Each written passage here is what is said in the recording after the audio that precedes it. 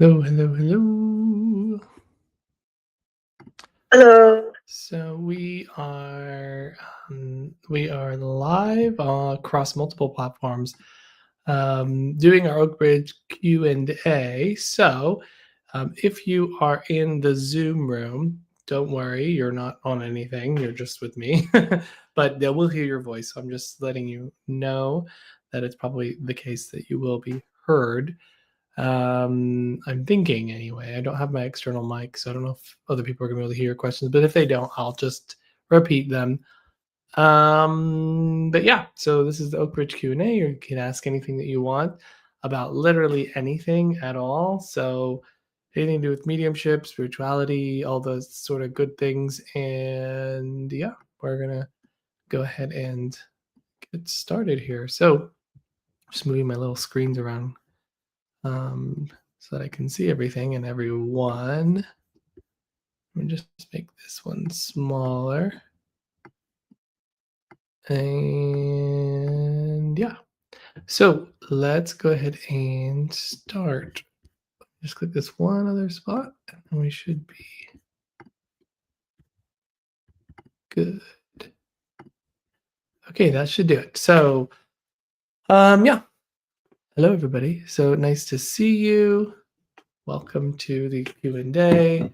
Happy to chat with you about anything regarding to your mediumship. I tend to give priority to people who are in the Zoom room to encourage people to show up live into the Zoom room, but do ask your questions and I will try to get to them as soon as I can. Hey, Matthew. Hello, Emma. Hello, Jimmy. Hello, Christine, Mandy, and Cynthia. So I want to offer that out. You're welcome to ask away and we can start chatting. So if anyone has a question, you can just raise your hand. Yep, Christine. Gee, that was quick. That was quick, Michael. Good morning. Good morning. Afternoon, maybe where you are. Yes. How are you? But good morning to you. I'm good. Thank you. Yeah. I've got a couple of questions. I'll just probably do a couple of them. The first one pertains to our class, our Foundations 1 class, and the experience of narration. So what me and my partner found was when we would start narrating, there'd be this really big loss of connection or sensations. It was very hard to maintain. So that's a question like any tips and what will happen. And the other thing is the clairvoyancy element. So I think I've discussed or mentioned in class, I've really relied heavily on clairvoyance in previous development classes. And when we had the class, from my personal experience, I felt the sensations, heaviness on the left side, tingling, buzzing, heavier than before that I've ever felt. So I knew that it was something different. But when that happened, and I couldn't feel anything beyond that. So I was really trying hard to focus on feelings. There wasn't much, just the sensations. And then the clairvoyance goes chung and provides me with an image of a bloke that I hadn't seen or thought of in 20 years. He was fairly old when I last saw him. So I thought he was in his 60s. I thought maybe he's not alive because he'd be in his mid 80s to 90s now. And then there was a word saying water, and I was getting these images, and I'm just wondering because I'm really early in mediumship. I've done psychism, and I feel like I'm having to unlearn so many perspectives and approaches, and I'm getting a bit confused, to be honest, about where to go, what to do. So this is a set of questions I've got. I've got another this time, but just for the direct thing, how do we go with that? Because the clairvoyancy came up with an image that was clear, and I trusted it because of I hadn't seen him for so long, thought of him, and then other things. So how do you go with that? Because I'm trying to get into feeling, but feeling's giving me literally nothing except for sensations, heaviness, one side, and the clairvoyance is going, here's all these images, and I'm like, what are your tips on that anyway? Yeah, or advice or thoughts? I can understand. I'll start with the clairvoyance piece. I can understand why that would feel difficult for you in the beginning because it's the first time that you're doing it. It's the first time that you're letting yourself move into that experience, and so there's going to be that natural desire to, when something's not happening, something's not going, to lean into the images and the pictures and that sort of thing. The reason that you are just noticing the pictures right now is because we actually haven't shown you in the foundations how to go into the internal experience of clairvoyance, or sorry, clairsentience, which is what gives Mm. you context, meaning, feeling, beyond the external experience of clairsentience, which is what we've done thus far. So far, we've only worked on external experience of clairsentience. And so the next class is when we start to make that bridge between the external experience of sensations, tingling, buzzing, warmth, heaviness, thickness in the atmosphere, and then bringing it into that internal experience of clairsentience, which will then give you feelings, which provides context, meaning, more information. So it makes sense to me that Okay. you don't know what to do with it because we haven't shown you yet. And so we are Okay. going to stick with just clairsentience for the duration of Foundations 1. And this is very intentional to help you unlearn things that that may not be serving you, that you may think are serving you, but may not be, and so that you can take and make space for clairsentience so that it is a part of everything that you do, that you're never working without it, and you are able to get Um, context and feeling. So it's very intentional to have you, exactly what you said, feeling like you have to unlearn certain things so that you're working in an entirely different way. What will happen yeah. though is that we will then invite clairvoyance back into the process, with now Mm. including your clairsentient feeling of what the context of that is. Because if I see, Mm. a very clear picture of someone I know, I don't know if that means it's referencing that person's name. I don't know if that's referencing that person's hair color, age, relationship to me. I have no Yeah. context for what that thing might be.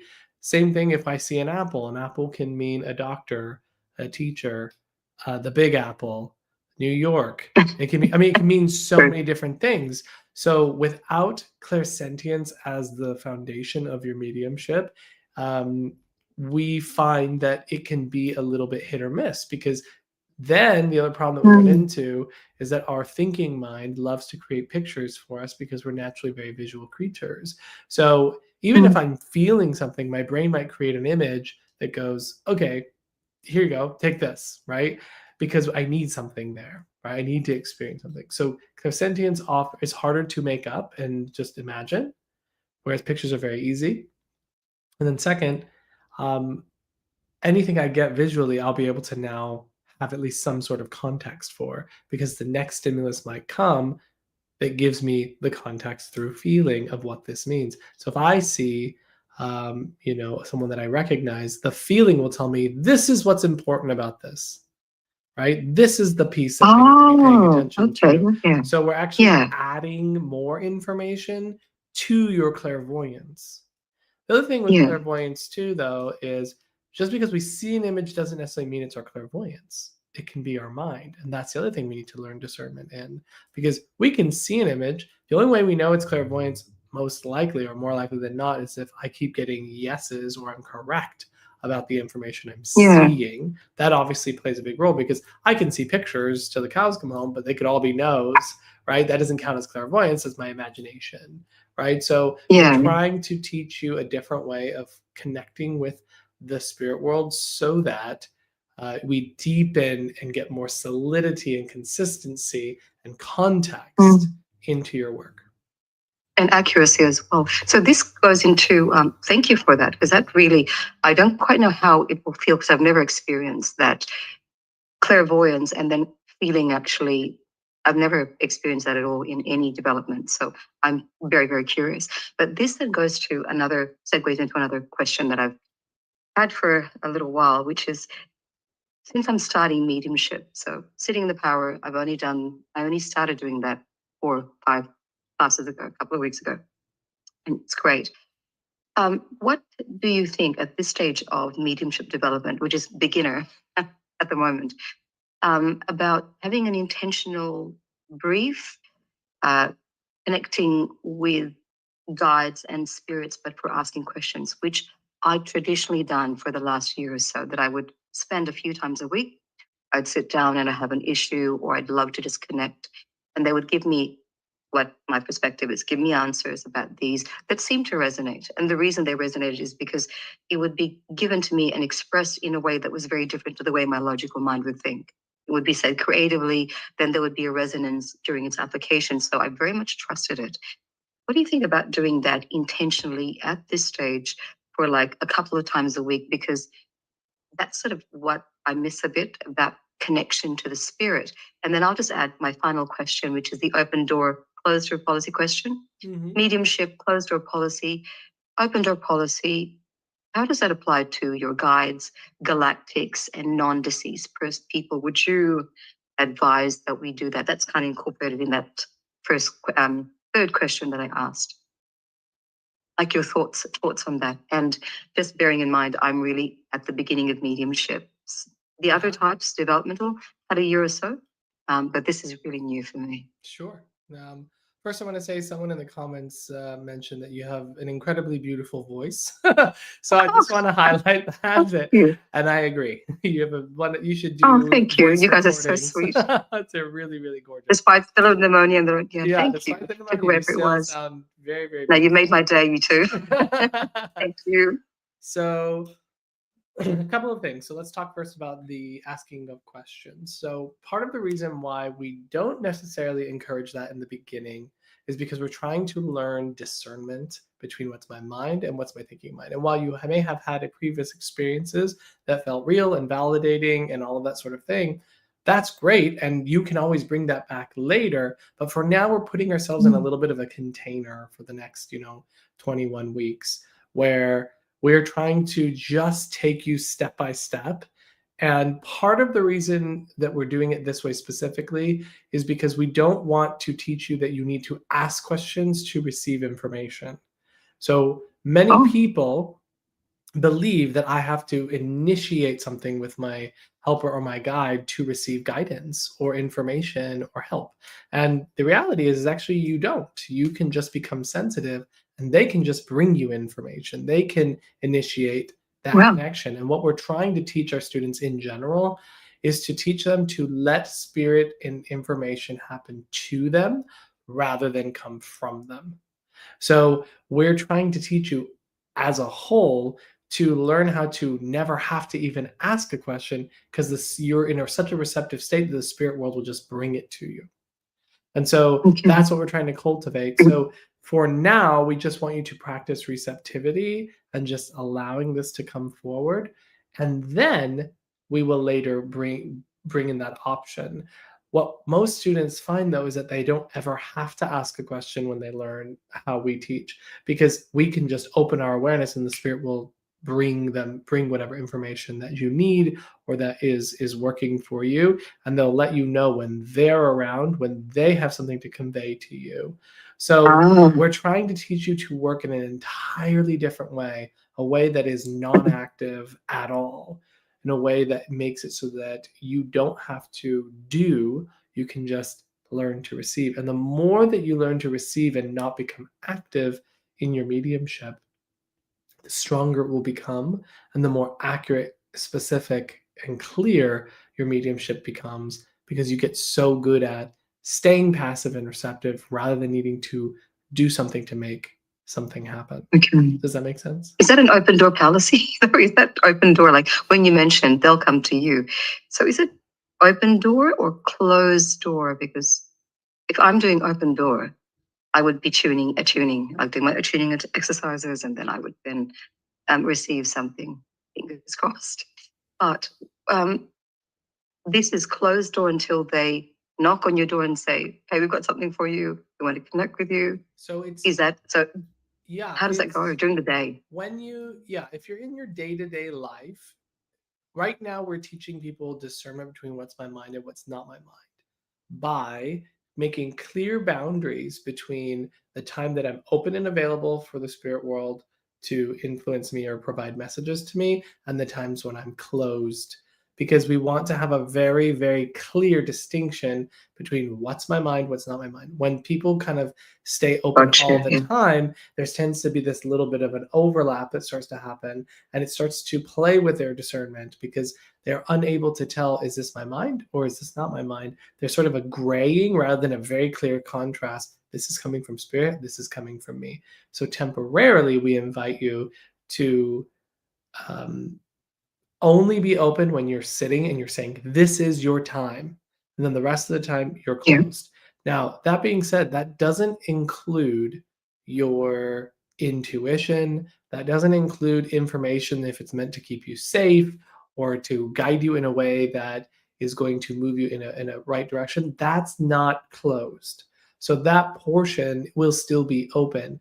But what we're trying to teach our students is that the spirit world will guide you when they feel it is important for you to know. And it's not that you can't go and sit for them and say, hey, what's up? What do you want to give me? That is okay too. You can Yeah. do that. But first, I Yeah. want you to really work on discernment. And that comes through Yeah. very clear boundaries between what's my mind, what's not my mind. And that will improve over time the accuracy of your perceptions because you'll know very well what it feels like when I'm very clearly open versus when I'm not. Does that make sense? Yeah. Oh, that's fantastic. So Michael, you've cleared up a lot of questions that I've been sitting with and hoping to ask. Just one final question. Yeah. Pilot Healing Energy course, is it going to be run next, say in June, July, or is it next year? Not pilot, but I suppose the non-pilot healing course. course will actually, I'm going to send, this was the pilot course. So I'm actually going to be sending out feedback forms after this next week to find out what needs to be improved, what did they like, what didn't they like, or how would they like things to change, how much time would they want, what do you think they needed, depending on that, and what this next level of it is. So that should be happening in this next week, where I will be, sending all that feedback out and getting information, and then I will be putting together a new course that's going to be like the official healing course, and I'll be putting that out for people to learn. And I suspect that will be with just whether if it may be late February, it might even be early March. That soon that I will be opening up another round of healing. Okay. And do you think if you have, this is going to be my last question. Okay. Chronic health conditions, if you have chronic health conditions that has a pain element to it in terms of manifestation, do you think that someone could do the course and use that healing on themselves and also others, the degree of success for that from your experience, the degree of effectiveness using his Charlie Goldsmith's, initial teachings on healing? I do think that you can use it on yourself, and I do think that you would be able to do it on other people as well. Obviously, on bad days where you're feeling particularly exhausted or not doing well, then that may be a day that maybe your effectiveness might go down a little bit. But otherwise, yes, you can absolutely learn it and use it on yourself. I did want to touch on the narration question and also talking about the galactic sort of thing.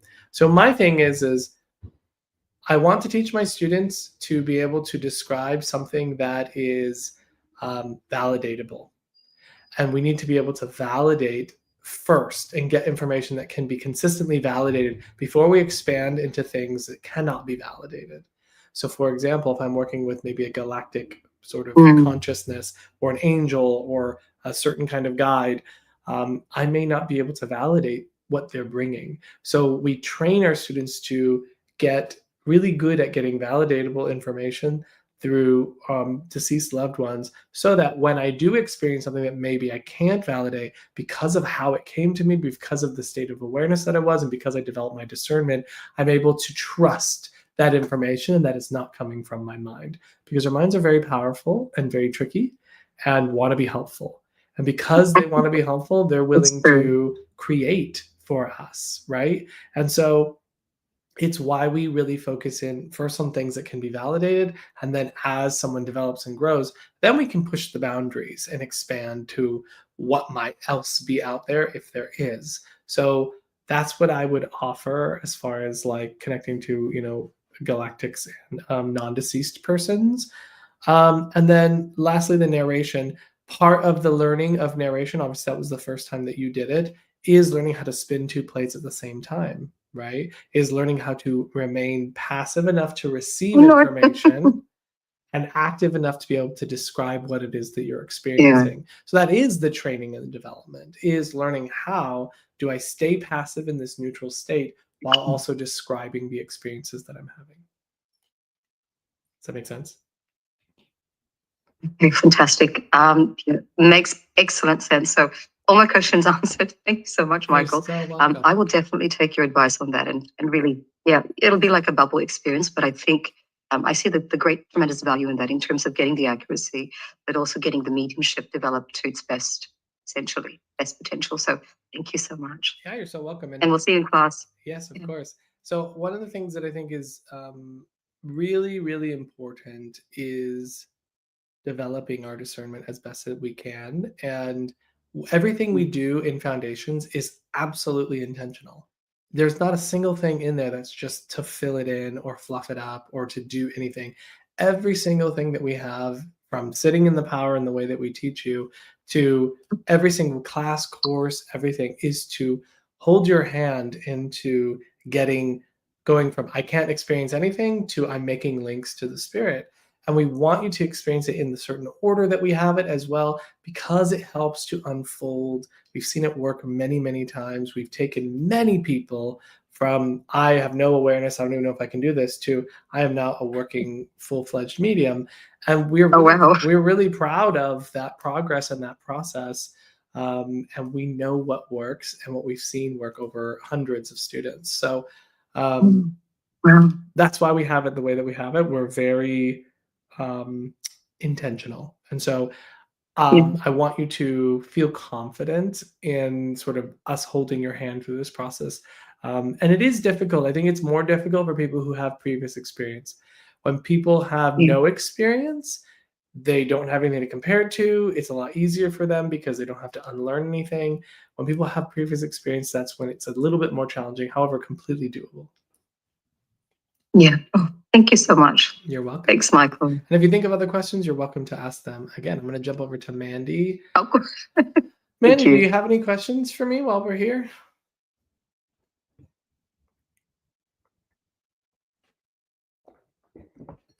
I have so many questions. Okay, let's do it. I don't even know where to start. I'll just start with one so someone else can ask something after. Sure. Do you work with the police at all? And if you do, how do you go about giving them information without being arrested? Great question. So I've not ever worked with the police. However, Megan has been certified in being able to work with the police. And basically, this is probably more of a Megan question because she can give you more details. But there's like a few things. You have to already kind of have evidence that shows that you can do this. So oftentimes they're going to want some sort of portfolio. Number two, the officer on whatever case, they have to be open to that and like be willing to explore that. And usually they want to see some sort of previous work or accuracy in what you do. You cannot go through the victims of crime. You cannot go through them to get to the police officer because any information that you give through them may be changed or whatever. If anyone ever came to you to ask you for help with that, you'd have to say, I need to speak directly to your person, your officer in charge, and then also know that they're likely not going to give you any information whatsoever. So even if you do give them, a ton of accurate stuff, they're not going to tell you that's right, that's wrong, any of those things. And the information that you provide needs to be able to lead to some sort of physical evidence. So you can tell people it was John in the blue blazer and all of that sort of thing, but it doesn't matter because unless they have some sort of evidence that can prove what you're saying and it leads them to have credible evidence that they can actually use, then they're not really good. It's not really valuable to them. So there's a lot of kind of caveats and things like that matter. Megan Elisa would be able to answer that a little bit more clearly because she's the one that did take the course, but that's what I've heard her kind of answer each time to people. Okay. Thank you so much. Yeah. So it's a little bit trickier. You have to go through official lines of communication. You can't go through the family and that sort of thing. They can say, I'm pretty sure, now don't quote me on this because I might be wrong about this, but I'm pretty sure they can tell the officer, hey, we have this person that we want to, provide that with, like some sort of information. But yeah, they have to be open to it. They have to be able to see that you have a body of evidence to do that. So anyway, This is the interesting thing. I'll just add this part. I was involved, not doing, but in a home invasion, and the cop called me 3 weeks to a month later and said that the information that I gave him was instrumental in helping solve the case. Yeah. And so he said that in his own words, verbatim. Great. So I figured if I talked to him, maybe he would give me something, because I put that person in jail for 5 years. Yeah. And that kind of was the whole psychism, I guess, door that opened for me. Yeah. So I know that officer would be probably open. So yeah, Yeah. So that I yeah, never even put that together. That's a great sort of door in, if you will. Yeah. Interesting. Okay. Thank you so much. You're welcome. Cynthia, did you have a question? I do. So back to the spinning of the plates. Yeah. That kind of goes with my question. I feel like once I get the 3 to 5 pieces of information, feel rushed. Okay. For like, I'm feeling a little rushed. So any suggestions about that? Because I know that when I'm sitting in the power and we do home circle, I'm getting a lot of physical sensations, and like our times are matching up. So I know, like, I feel like I'm just rushing through. Yeah, so that's going to be one of those things that we work on when we get to an advancing confident approach. But what I can tell you right now that might be helpful is you have to allow yourself to take all the time you need when you're making a link. So you have to let go of this part of us that feels like I'm supposed to get information at a certain speed. I should already have it, all of that sort of thing. I have sat in front of paying clients for 7.5 minutes, not saying anything. That's a long time when you're sitting there waiting for someone to start a reading, is 7.5 minutes of just like sitting there in the silence. But I wasn't going to start until I felt the connection, right? Obviously, I could say to them, I'm just taking my time. I'm not feeling anything just yet, but I'm going to sit here until I start to feel something. And you have to be comfortable in the silence. You have to be comfortable in letting it take the time that it needs, because any bit of us that's sort of reaching, or trying to speed it up, or trying to make it happen is going to cause tension. And then that's why you won't feel as much. You won't experience as much. What we have to learn to wait on is the shift and the change and the power. That's when we start the reading. It's not about, I'm in this moment and I have to start the reading. I'm waiting for the power to change, to shift. And then that's what initiates the communication. So it's never, Cynthia, do a reading right now, and you have to be like, and like reach for something. It's, okay, let me see if I can become sensitive and allow the power to move and inspire me. Does that make sense, Cynthia? Yes. So it's really getting comfortable with that piece in ourselves that like feels tension or fear around getting right information, or I have to start now. So we have to kind of get rid of all that and go, it doesn't actually matter how long this takes. What matters is that I make a strong connection to my spirit communicator, and I cannot rush that process. On some days, that's going to be like this. On other days, maybe I had a stressful day. Maybe I came in late and was just running in. Might feel like I can't do it yet. Great. Take your time. Use the time. The other thing that you can do is maybe like a little bit of a cheat/hack. Jess says that part is hard. Yeah, it is. It's part of that people-pleasing piece. It's that putting expectations on ourselves. All of that plays a role in that desire to do it. But one of the things that you can do is sort of like a little bit of a thing is that you can sit before you do a reading, right? So before you are going to do a reading, take the 10 minutes, 15 minutes, whatever you need that day, to just become sensitive, just like you would at home circle, before you even see the person, right? So you take that time before class, maybe before a practice circle, before whatever, give yourself the time to already become sensitive and feel your energy grow wide and the atmosphere grow. And then when you come to sit for the person, you've already sort of stretched yourself, so to speak. You've already warmed up once so that it's easy enough to, when you're sitting in front of the person, maybe it doesn't take as long. But again, the more important thing is that you let go of the worry about it taking too long. Okay. Does that make sense? Yes.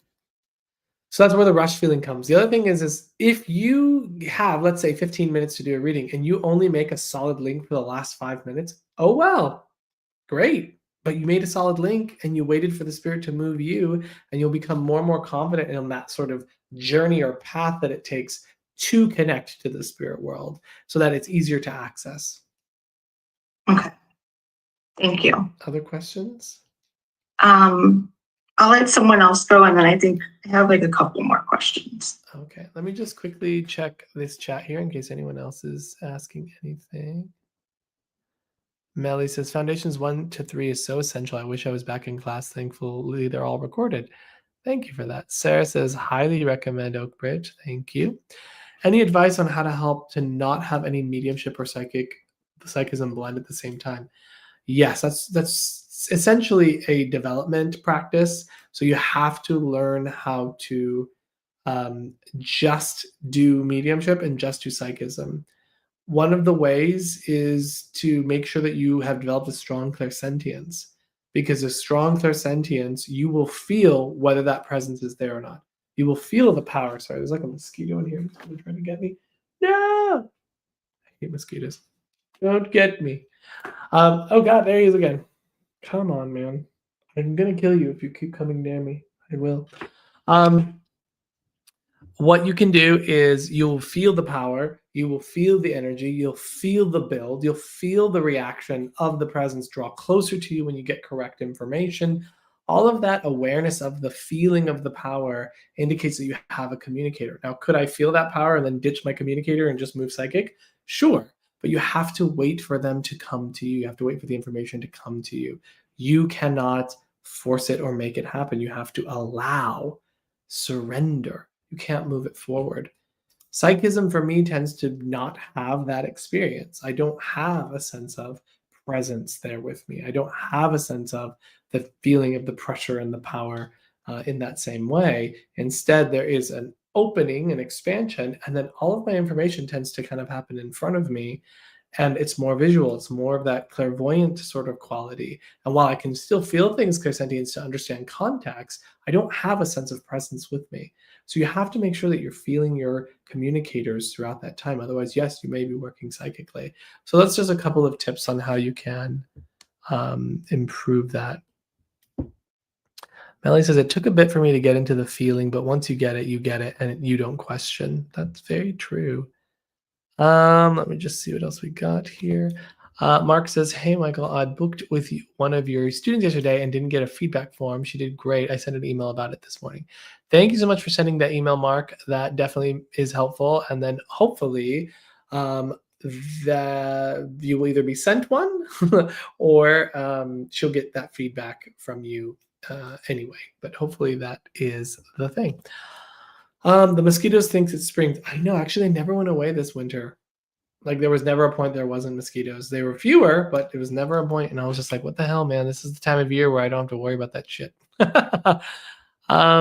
Let me see. Would you ever have interest in teaching about mediums of the past / history of spiritualism?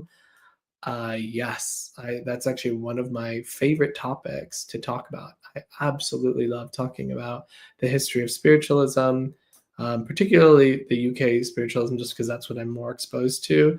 I should probably team up with Travis, my friend, and teach history, because he's very, very familiar with the American spiritualism.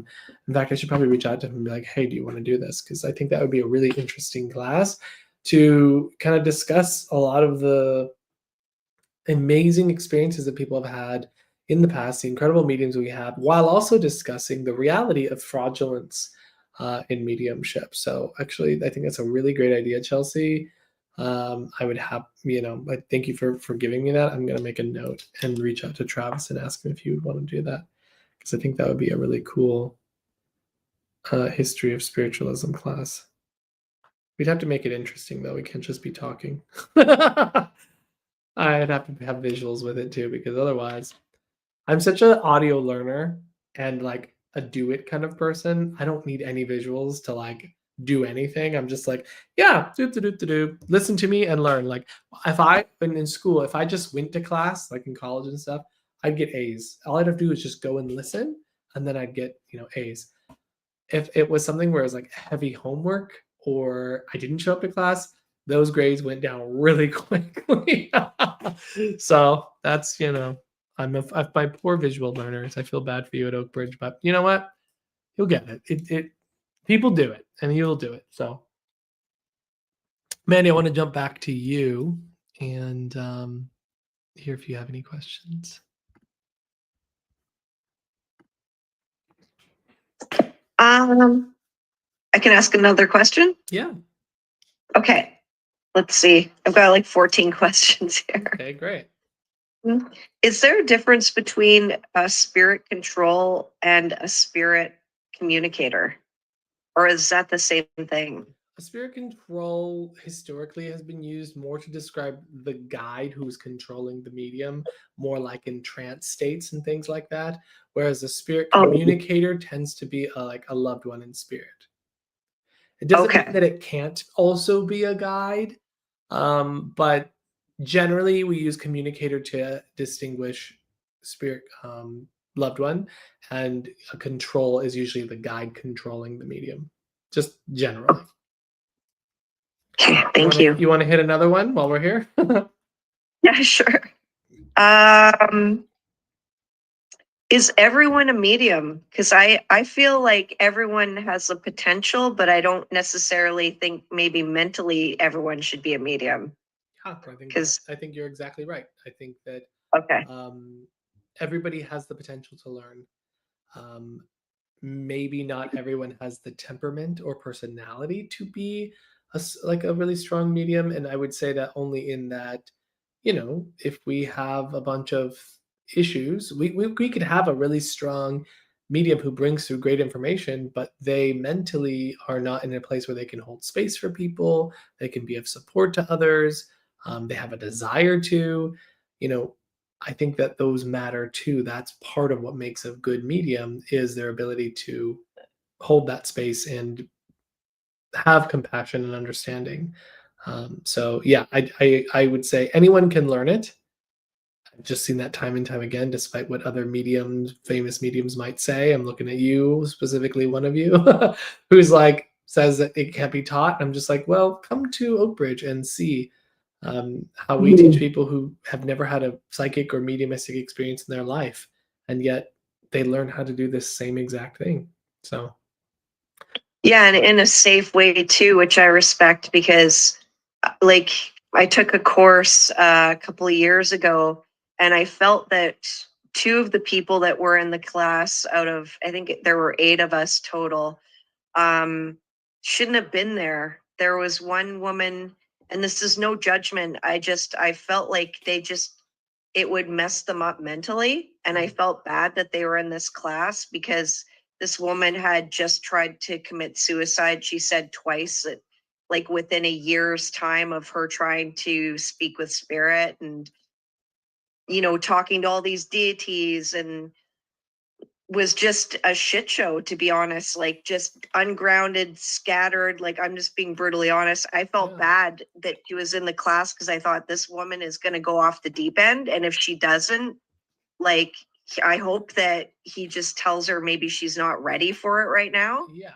And he's pushing her, and I didn't feel like it was ethically and morally right to do that. Like, I felt like she could be in a psych ward easily. Sure. From doing this kind of work, because I could see how someone could go off the rails, especially if you're doing missing persons and murder cases, or whether it's a cold case that's been worked on for 40 years, or a new case that's not solved yet. I think like having these kind of discussions is really important for people to know that they're not crazy, and the information that they're getting is in a safe place with people that know what they're doing. Yeah, I think that you bring up a really great point, and this is the point of sort of the mental health state of someone and their ability Yeah. to do that. And I think it's on the job of the teacher to be able to identify whether someone is maybe in a good space or maybe they need to be referred out to other things.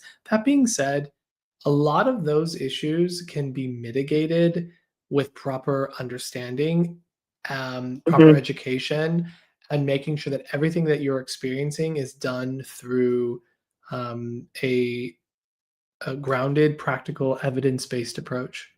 If you Yeah. create too much space for anything goes, that's the only time that I have ever seen anyone have some sort of psychological issue or challenge.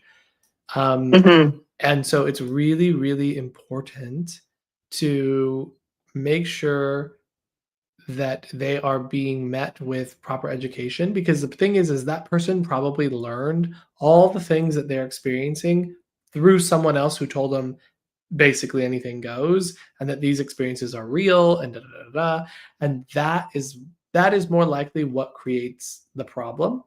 And so we need to have a very grounded, evidence-based approach. So kind of similarly to kind of what I was talking to Christine at the very top, about making sure that we focus on things that can be validated. That is a huge piece in helping people learn what their mind and what's not their mind, because their mind can be very creative and start to move them down a pathway that would cause challenge for them. So I do think it's a mixture of someone's sort of mental health and also The teacher's mental health the too, teacher's because this mental health too, teacher was yeah. just off the rails. Exactly, and that's my point. That's exactly my point. And that's actually why Yeah. we created Oakbridge Institute. The Oakbridge Institute was created very specifically because there were too many teachers out there doing willy-nilly bullshit that I've seen over Yeah. the years of me being in the metaphysical world. I mean, I've been in the metaphysical kind of new age space since I was 18 years old. So I have seen what is out there, and especially if you go on TikTok these days, Yeah. I mean, it's the wild, wild west. Like everything goes, Yeah. and all the voices are kind of put to this sort of equal value because of how it's being presented. And the reality is, there is expertise, there is experience, there is all these things. And I've seen plenty of medium who, when I met them, they had 2 years of experience. It suddenly turns into 20 years of experience, when they are on TikTok and now have a little profile. So, I it's very interesting, and it's why Oakbridge exists. It's so that you're going to get clear, grounded, evidence-based approach that is going to help you to do something real and not live in Claire makey-uppy. Because we don't need to be in Claire makey-uppy at all. So yes, great question. I'm gonna jump over to Cynthia. And then Chelsea, just to answer your question really quickly, I have not done a trance demonstration online or anything like that. I may consider doing one in the future, or within the context of a trance course that I'm planning on creating. I'm not sure when that's coming out, but I'm going to be doing trance development as well. So that's likely when I'll start doing that, because I am a trance medium. I just haven't been sitting for it enough more recently. So yeah, I need to kind of get back at that. Cynthia. So I purchased your book, Spirit Speaks by Medium Michael Mayo, and I I really like it. I wish I would have picked it up in Foundations. It's really helped me kind of go through everything again, which is nice. But if I recommend everyone to get it, because it's a really good book. So if blending requires surrender, and then I have written down narrate. When I experience, I share about it. But what about flow? Yeah, so that's actually how you get into flow. So narration is the process that allows you to move into a flow of communication. So when I start having an experience, I notice it, describe it, let it go. I'm making space for the next thing to come. Notice, describe, let it go. So the act of letting go allows something else to take its place. When we sort of hang on to the piece of information and try to do something with it, that's stopping the flow. So narration is the act of I notice something, describe it, relax, do less. Notice, describe, relax, do less. Notice, describe, relax, do less. And what happens is that you get so good at notice, describe, relax, do less, is that you start to do the let go piece as you're talking. So eventually what happens is it's not 3 pieces, it's just sort of notice it, describe it, and you're already letting go as you're talking about it, and then something else takes its place. So it isn't so like 1, 2, 3, it's more like a 1, 2, 1, 2, 1, 2, and that sort of eventually turns into barely even a 1 because it just becomes 2, 2, 2, 2, 2, 2, 2. And so you eventually get into a state of I'm just narrating everything that's flowing through me, and I'm moved into a flow because it's not steps anymore. It's not 3 pieces. It's all kind of happening at once. And so I'm just getting so blended with that communicator. I've surrendered so much after every single thing that I've given that now it's almost as if there's no demarcation between the noticing of a stimulus, the describing it, and then the next thing coming. It happens so swiftly that it becomes this sort of flow of a communication. Does that make sense? Yes. Yes. And what other questions do I have? Will there be a psychic development 2 this year? That is the plan. That is the plan. There's been some different shifting things sort of in my sort of personal life that has stalled that, especially I was supposed to already have it out. But it's sort of delayed that. But I'm thinking maybe I can get it out in March is probably my guess. Which is probably it's not too terrible to do it then anyway. So that's my hope. My hope is I can get it out in March. Okay. Yeah. And I think when is it too early to call yourself a medium? When is it too early or when is it like appropriate? I think when you can consistently make a link and provide evidence and also have a good understanding of what changes in your energy and how you respond to it, all the challenges, the things that arise, and you have a good way of recovery and you're able to hold space for someone and you're able to kind of meet the moment of whatever's arising, I think that that's when you can do it. So you have consistency, you have a sense of, I think being called a medium requires maturity in your understanding of your mediumship. I'm not a person that says, you just are a medium or you're not. I'm a person that believes it's a skill, right? Like when can I call myself a concert pianist? Well, when I'm doing concerts for my piano, right?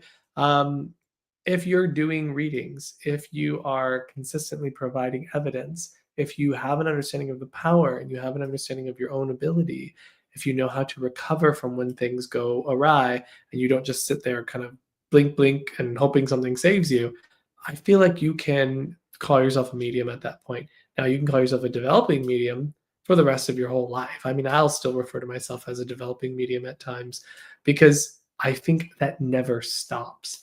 Can I say I'm a medium, publicly? Yes.